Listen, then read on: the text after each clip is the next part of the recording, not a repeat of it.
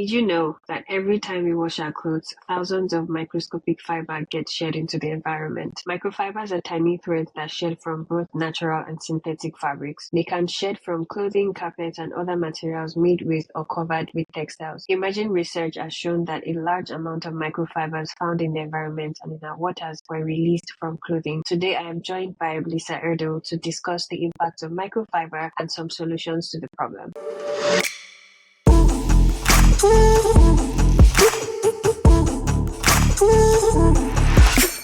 Welcome to the Sustainability Nugget podcast. I am Rarasu Maraibi. And I'm Tosin Folorunsho. On this podcast, we learn about sustainability by discussing various related topics while focusing on three pillars: the economy, the society, and the environment.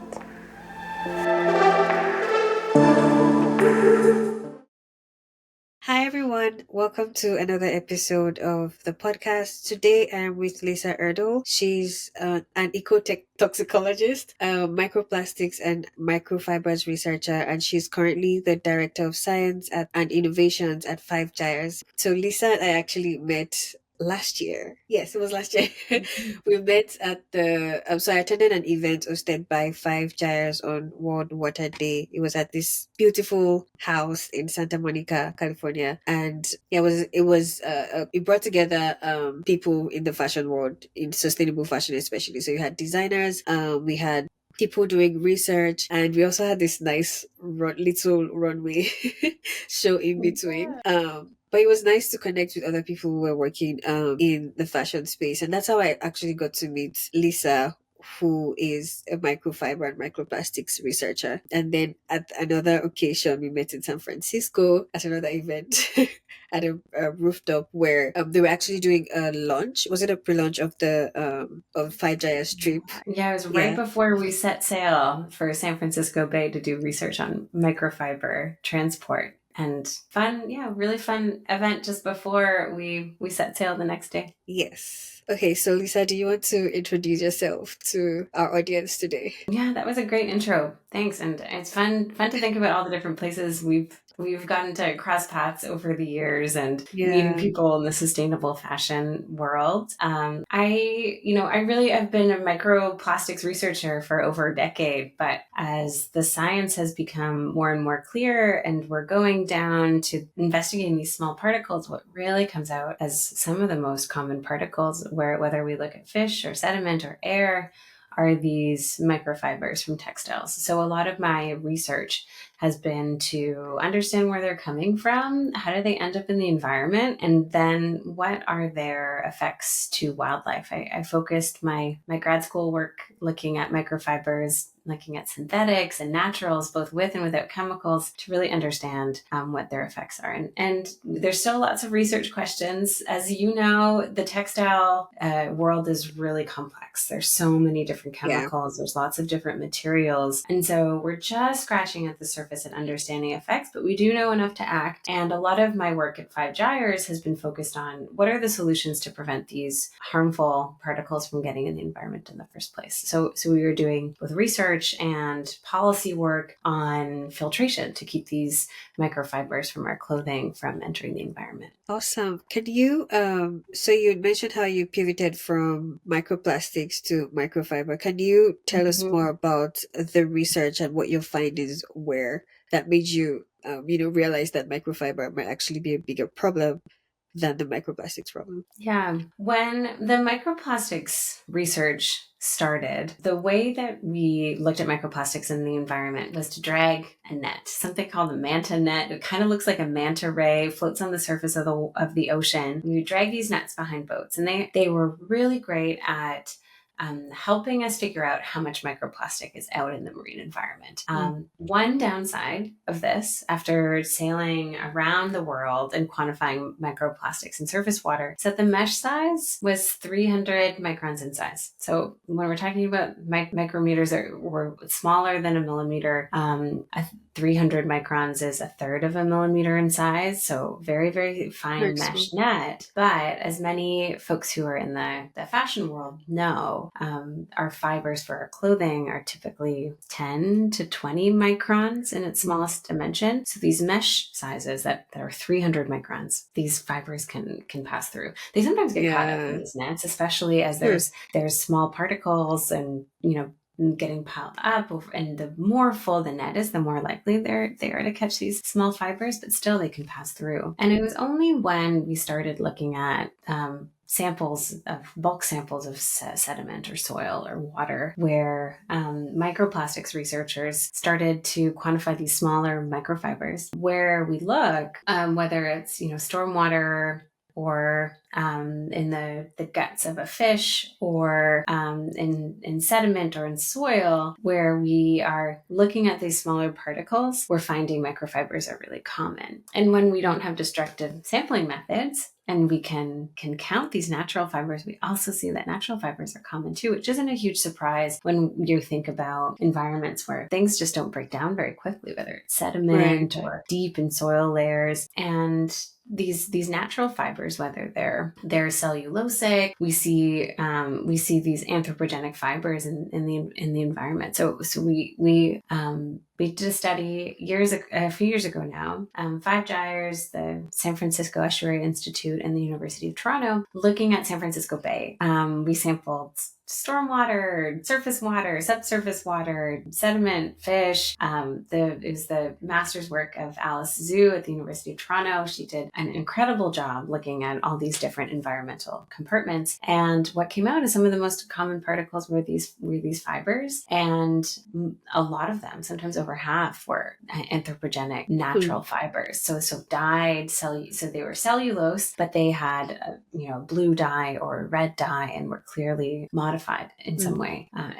Not all microplastics researchers are looking for these natural fibers and can use chemicals like peroxides that would break down these natural fibers. But where we look, we see these natural fibers are really common. They obviously don't last as long in the environment as synthetics, but they can stick around a long time and contain harmful chemicals and dyes. So you mentioned that most of the fibers found were natural fibers. Have you had any experience with polyester or synthetic fibers as well?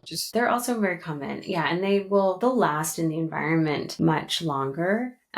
These synthetic fibers are plastic, and we know that plastic is persistent in the environment. It does eventually break up into smaller pieces. They'll photodegrade, or mechanically they'll start to fragment some more and get into smaller and smaller pieces, but they never really go away. These natural fibers, and also the semi-synthetic ones, so thinking like regenerated cellulose, rayon, tensile, those sorts of fibers, they can break down, and there's research that shows how quickly they break down. But when they're modified with various finishes, dyes, these sorts of treatments can prolong their persistence in the environment, so they stick around much longer. Some cotton fibers can be a third synthetic chemicals by weight, and these synthetic chemicals, these dyes, these finishes that give waterproofness or stain resistance, flame retardants that are applied, they can really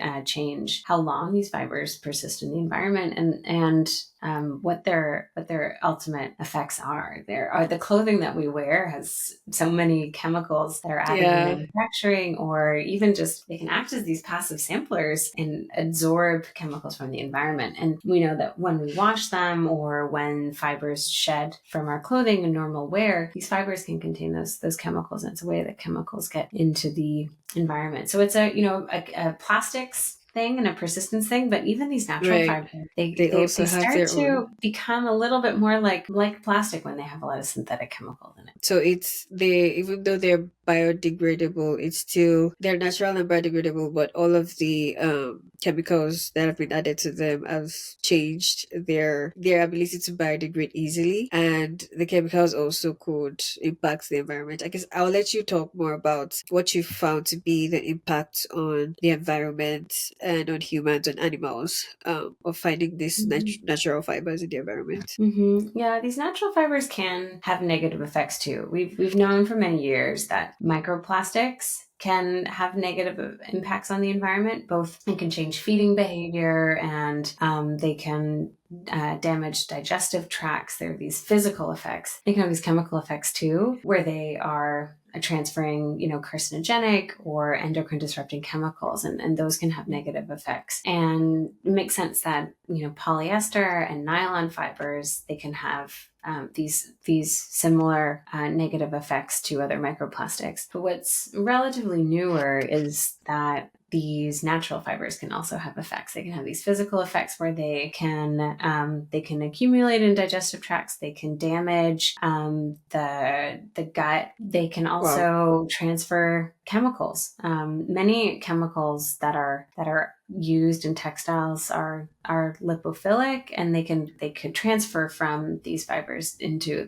the tissues of animals that are eating them. So with textiles and microfibers, both the synthetics and the naturals, you've got a very unique chemical cocktail of things like dyes and finishes that are used in manufacturing that can cause these negative effects. But it's complex. There's a lot of chemicals that are out there, and it can be really challenging as a scientist to design these experiments that are realistic and are representative of the chemicals that are used in manufacturing. Because sometimes we just don't know what chemicals are going into things. So we can take textiles and then see what happens to animals in the lab when they are exposed. But with this complex mixture, it can be hard to go upstream and trace what was put into it and figure out the solutions to prevent harm. But we're learning more and more, and the list of chemicals is growing. But I think there's a greater awareness and understanding of how some of these chemicals are causing harm. Yeah, I'm currently reading a book by Alden Wicker. It's called To Die For, DYE, and it's just talking about the toxic chemicals in our clothing, and just to find out that there are thousands of chemicals for us that are added to like our clothing, our cosmetics, even food.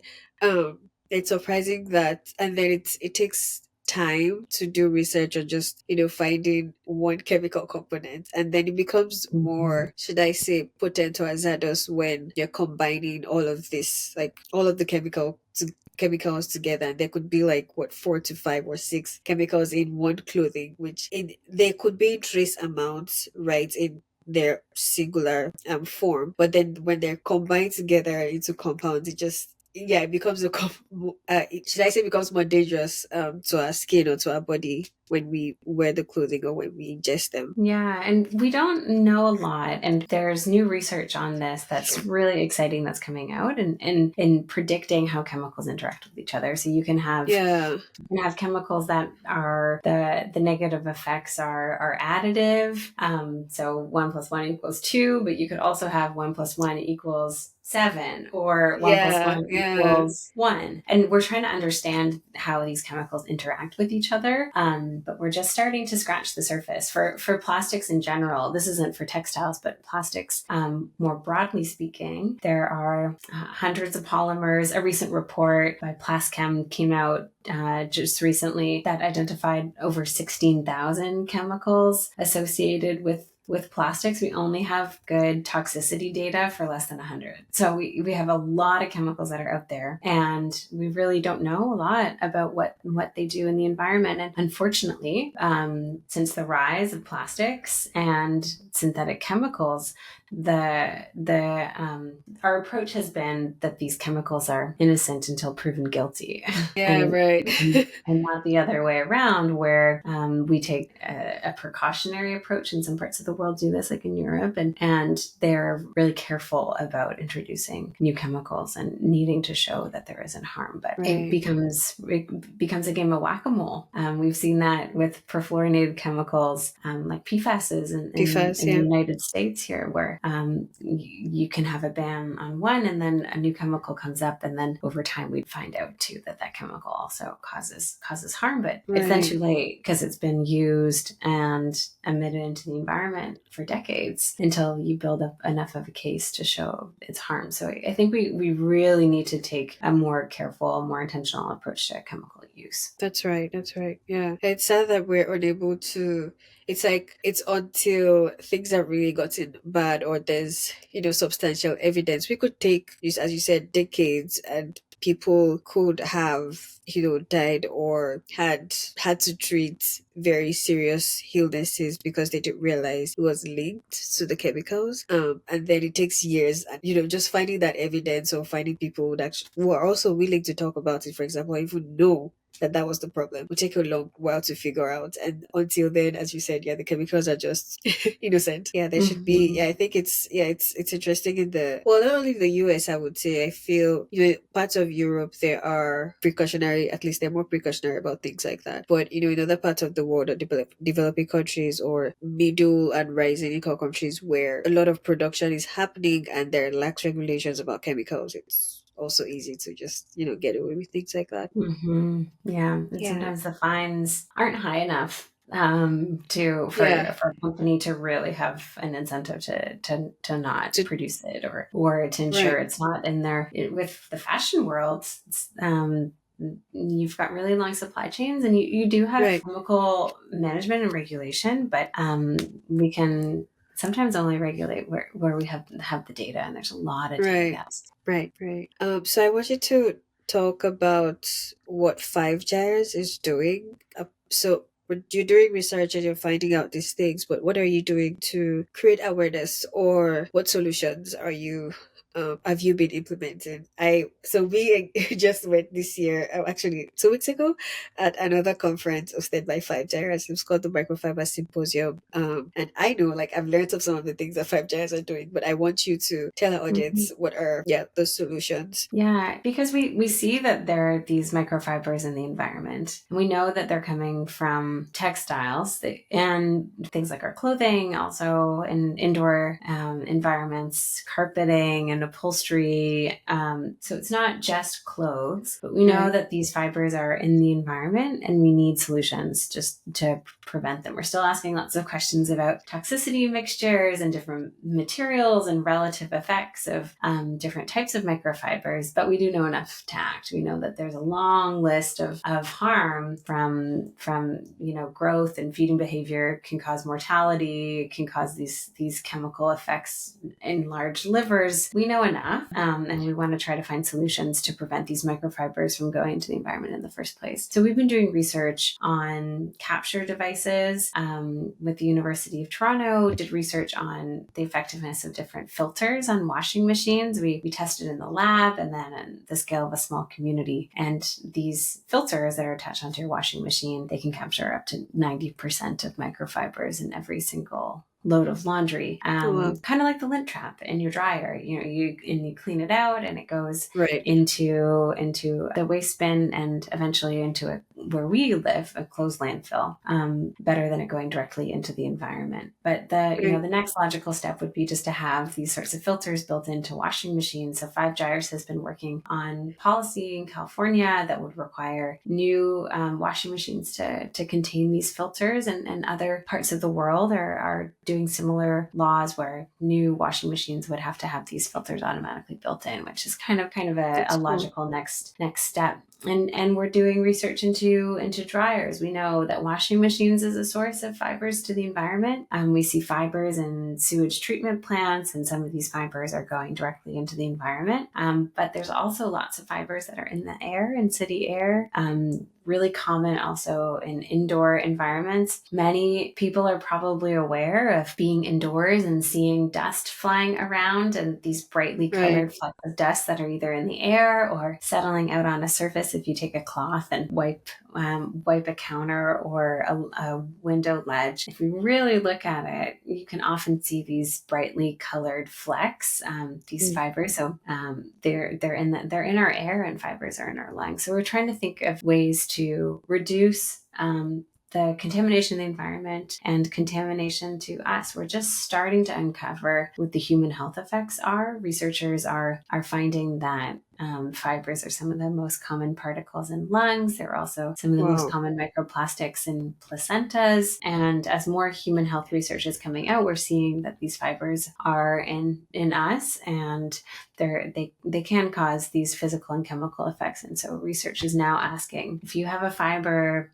in the lungs, what does it do? There's some evidence that shows it's related to tumor formation in lungs, but we're still at the very early stages of figuring out what the health effects are in its chemical effects too. But we've known for many decades that, even over 100 years, that these fibers, including natural ones, can cause respiratory diseases. People who worked in textile mills and cotton mills were more prone to tuberculosis and other lung diseases. So at high concentrations, these fibers can have these negative effects and lead to higher mortality in people. At lower doses, we're still not sure, but with the exposure and the chemicals, I think there's enough to have cause for concern and find solutions to prevent or overall exposure. So we're trying to understand where these fibers are coming from and what the solutions are to prevent them from getting in the environment in the first place.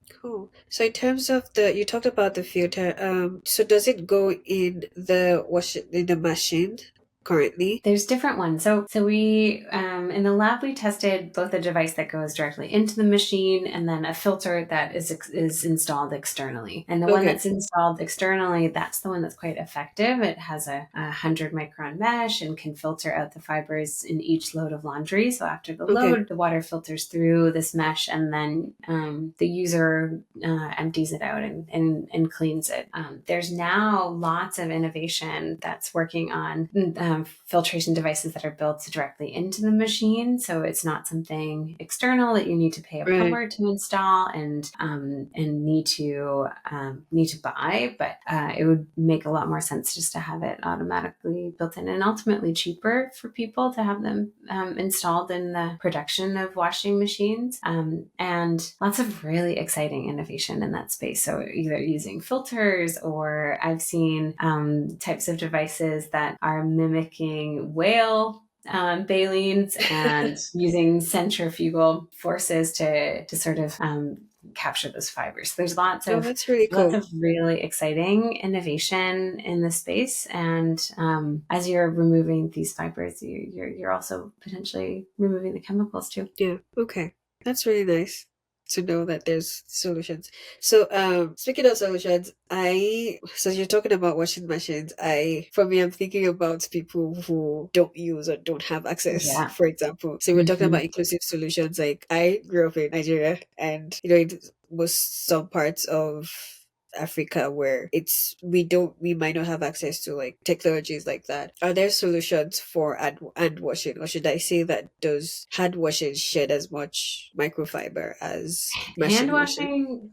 The research that I've seen is that hand washing does not shed as much. There's a paper that came out that found that hand washing had 10 times less microfiber shedding compared to a washing machine. Washing and drying our clothes in washers and dryers is really hard on our clothing. There's a lot of breakage of the fibers. Although this was hand washing in a plastic basin and slightly more delicate. And as you probably know, the methods that people use for hand washing can vary a lot around the world.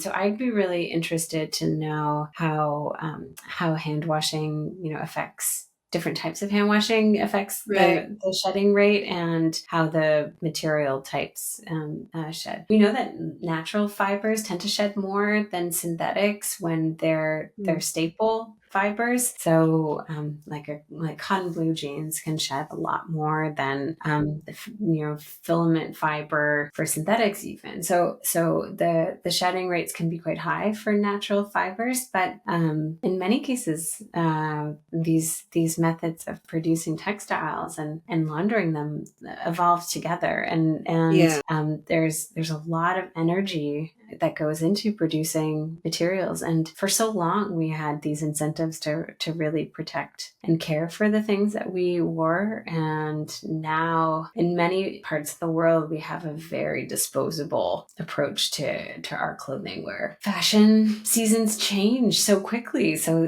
you don't need to have clothing that will last many years, because maybe by next You're year constantly changing them. the Yeah. fashion changed anyway. So what you wear is donated and maybe resold, but most likely will end up in landfill. landfill. Clothing is the second most discarded type of plastic after single-use packaging. There's a lot that's ending up in landfill.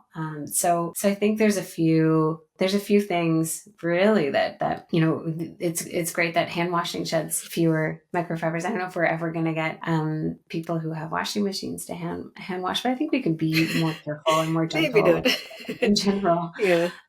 But yeah, all the research that I've seen shows that hand washing sheds fewer microfibers. But I'd be curious, especially in places where there's a lot of synthetics and hand washing and release directly into the environment. Is there an opportunity to filter that water so it's not contaminating fishing grounds or drinking water sources? And the filters that we have for washing machines that are now built in, they really came from simple solutions less than a decade ago, where engineers would take nylon stockings and put it on a pipe before it's draining into a sink. And Blair Jollymore, an innovator in Halifax, Canada, said, "Oh, can I make a filter that's filtering out this water, and I don't need to put my wife's little pantyhose on this effluent pipe, and I can make something that can filter out these fibers." And it works. It's really effective. We tested it. So that's really some of the innovation that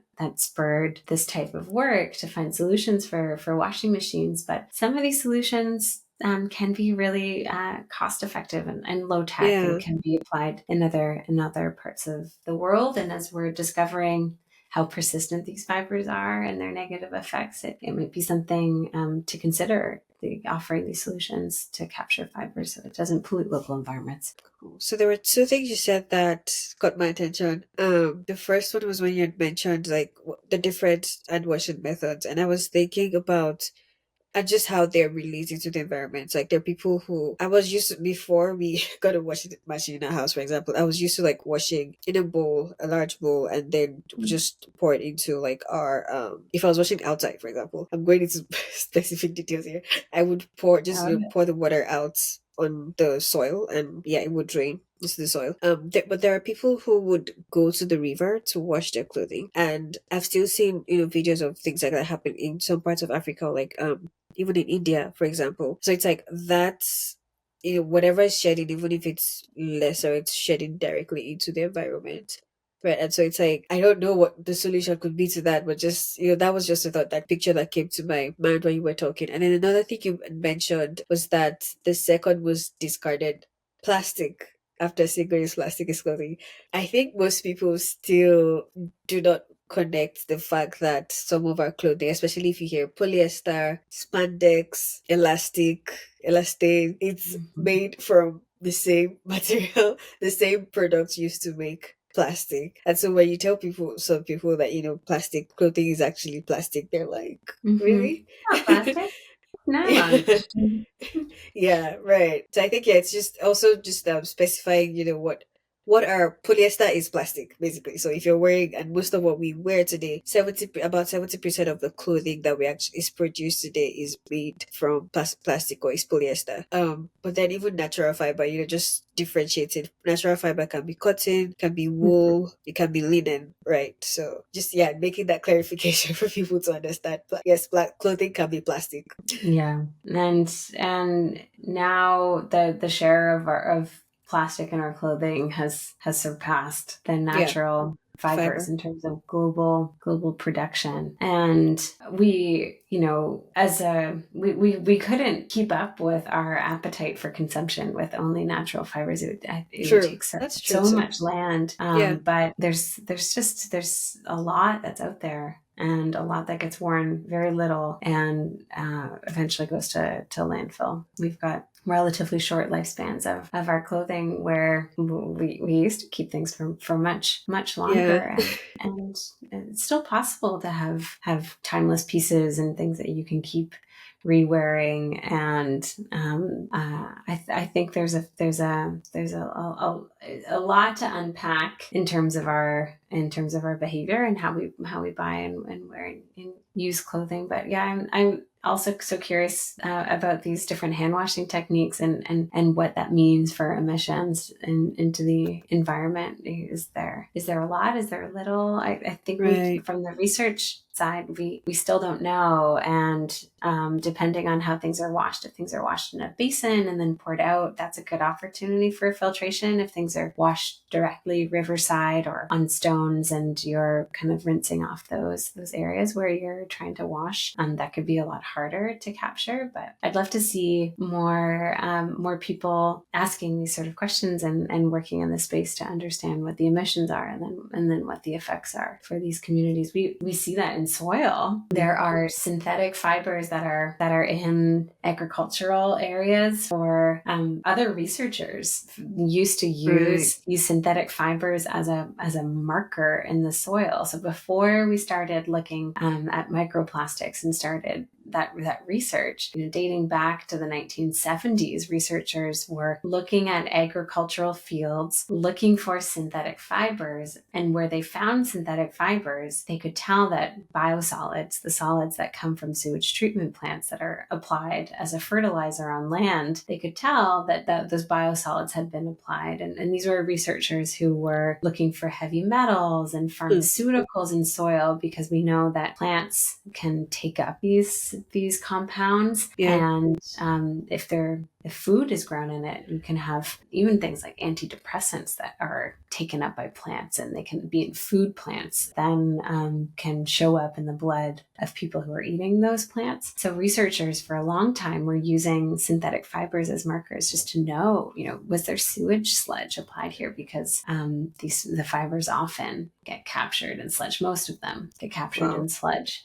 So we've known for a long time that they can persist in the environment. It's only relatively recently that we've started to look for them and thinking about what their effects are for soil organisms, for us, for wildlife. That's very interesting. So I'm thinking about how, apart from filtering solutions, the act of washing itself, like I'm thinking so in other conversations about fashion and just like the problem with fast fashion, or the problem with just overconsumption of fashion products, we often talk about reducing how much we buy.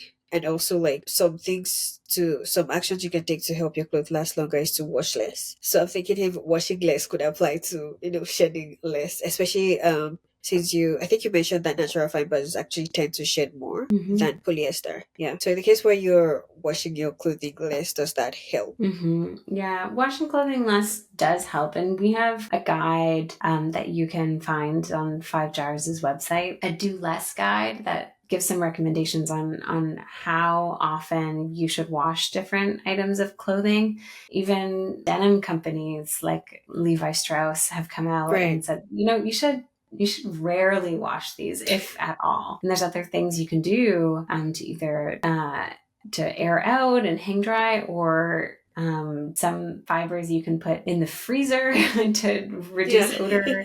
There's a lot of other things other than just checking it mindlessly in the wash that can prolong the life of the garment and the look and the feel. Denim, many of us have denim in our closets, and it can take on these natural wear patterns and shapes that can get destroyed when you put it in the washer and the dryer. Right.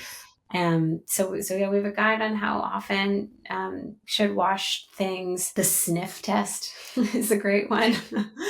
you don't have to wash every single thing after one Right. wear. Yeah. And there's these other benefits too, beyond microfiber shedding, energy use and water use. And we, I think, have been brainwashed to overwash, and it's not always necessary. Not everyone needs to be a smelly hippie, but Right. we really over launder our clothing, and there's tons of really interesting innovations that I'd like to see more of.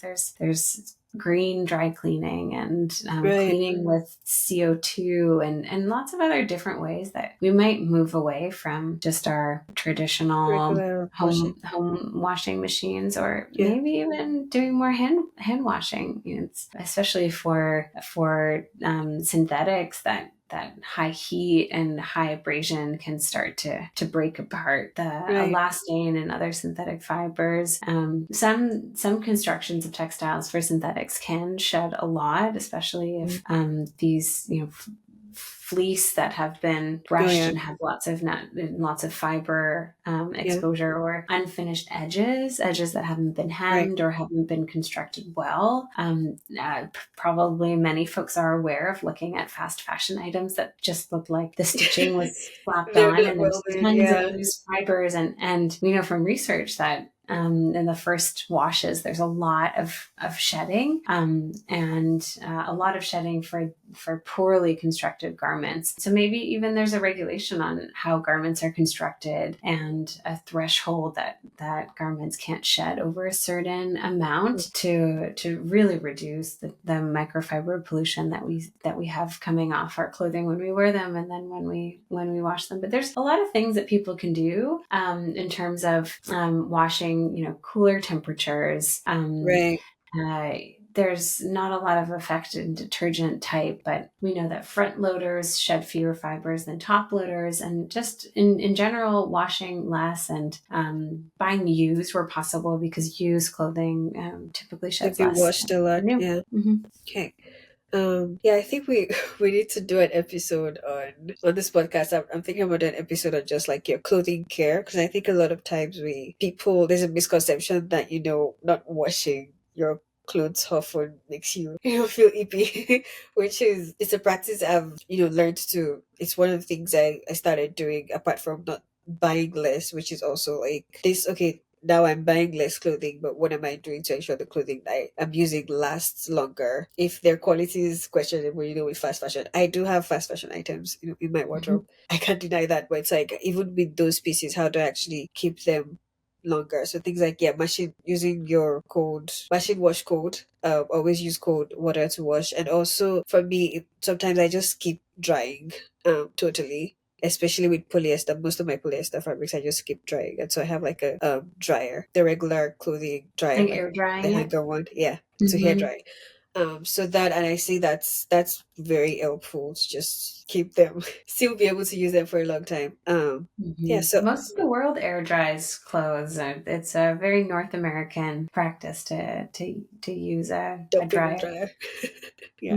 Okay, so you at multiple occasions you talked about policies and regulations. How do you think this can actually facilitate long-term system-wide reduction in the microfiber pollution? Yeah, I think so. Especially now, it's a solution that we know is effective and exists. It's not perfect to filter out fibers from our washers and dryers as a point of capture, because our clothing also just sheds to the air. But it is a solution that we know works and could reduce the amount of fibers that are going to wastewater treatment plants and then entering into aquatic environments through the water and terrestrial environments through the soil. So it's a solution that we know works and could, filters were installed in every washing machine in the city like Los Angeles or San Francisco, it would be many trillions of microfibers captured every year and preventing them from going into the environment. So we're talking about really big numbers and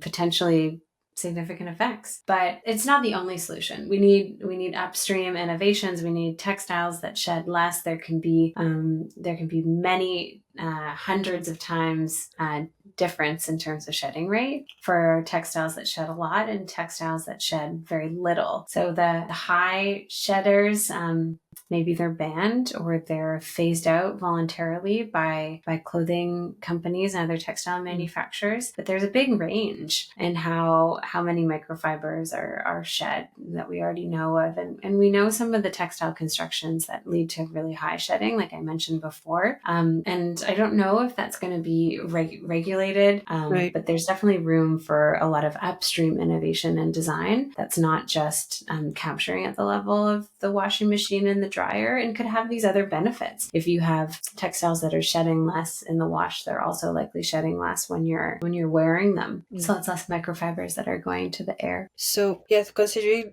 upstream solutions, especially for, well, I would say policies or regulations for design and innovation, with the complexity of the fashion supply chain, I wonder if that's something that would be feasible enough, especially when if you have a long supply chain where you are most likely not directly connected as a fashion brand. Now you're not directly connected to like the manufacturer of your clothing.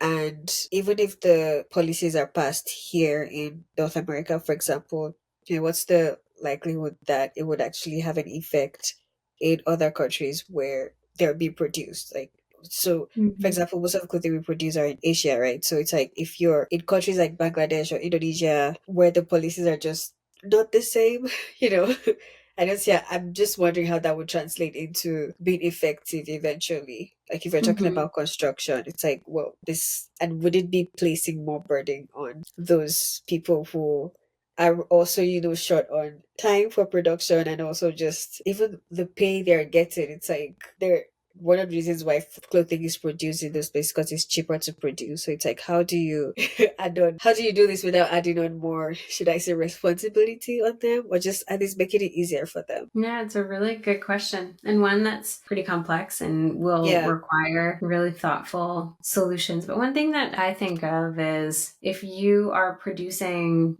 materials that shed less, they're sometimes more durable and will last longer, and potentially, and this is just hypothetical, we don't know this, but maybe it's shedding fewer microfibers when those garments are being constructed. And we know that these there is a real occupational health hazard for people who are in these production facilities. So if the brands are demanding materials that shed fewer microfibers, it would be possible that they shed fewer fibers in the production facilities. What you don't want to see is these negative impacts that are then burdening these poorer countries and these countries where in the global south where a lot of the production happens, or a dumping of textiles because they don't meet a certain threshold by an American brand. So if a brand says it can't shed more than 1,000 microfibers in for this one size textile and this one load of laundry, and if it doesn't meet that level,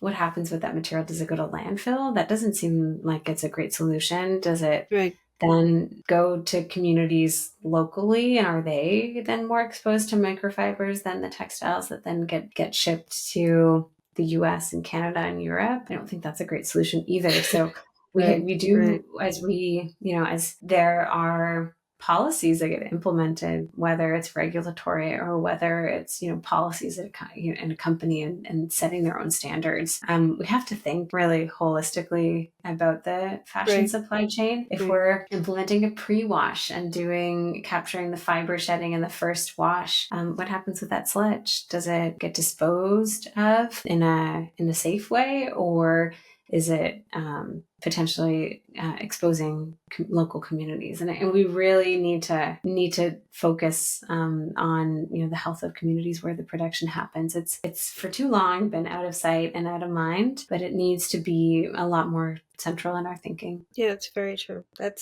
are the things I think about with policy a lot. In one of the things I'm doing my research is policy evaluations, and sometimes I see that policies are, they're great, and they're definitely right step, a step in the right direction, but also just thinking about how the whole of the stakeholders, which it affecting, and then implementation or just long-term effects, like who exactly would this would bear the responsibility for this. It's really important to think about these things when designing policies. Yeah.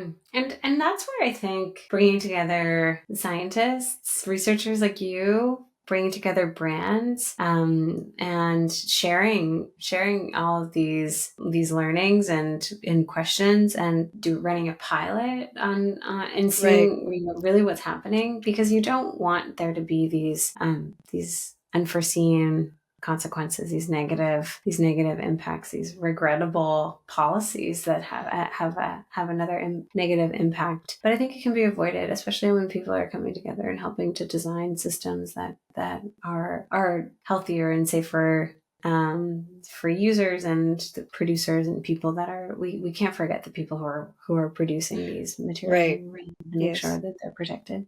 So one final question I would ask is, I think we've also just talked about this here and there about talking. What are some actionable steps, probably one or two, that individuals can take? I always try to avoid just dumping more responsibility on individuals, but what are some of the things you think we can, at least one thing, let's stick to one thing that we can do about microfiber pollution? I think it's one that we've already talked about, is washing less. Yes. It'll shed fewer microfibers and prolong the life of our garments. That's another benefit. Thank you. Well, we'll wrap up here. I can't believe we've talked for so long, but I enjoyed this conversation, and thank you so much, Lisa, for coming to the podcast. It was great to have you here. It's always nice to see you. It's such a fun conversation. Thank you. Yeah. Okay, I will post links to some of the resources that Lisa shared today. Please comment if you have any questions or any reactions to some of the things we've talked about. For example, let us know if you watch list after you've listened to this podcast. Thank you for joining. Bye. See you soon.